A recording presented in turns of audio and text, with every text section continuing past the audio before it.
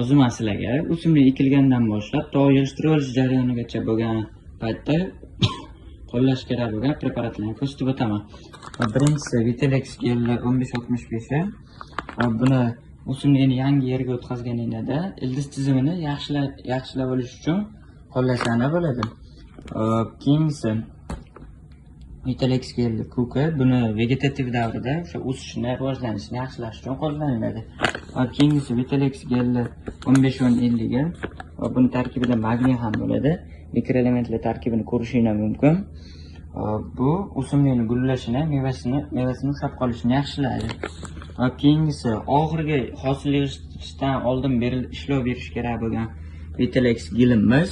Bu mevani kalibrovkasini yaxshilaydi, hosilini yig'ishtirishdan oldin yaxshilab beradi. Bu Vitalex Gellarimiz barchasi tarkibiga mikroelementlarni o'z ichiga oladi. Xo'p, bularni suvda juda ham yaxshi eriydi. Tomchilatib sug'orish uchun ham, barcha ekinlar uchun qo'llash mumkin. Hop, Agromer Namangan jamoasiga aloqaga chiqsangiz, bepul tavsiyalar va yaxshi batafsil ma'lumotlar olishingiz mumkin.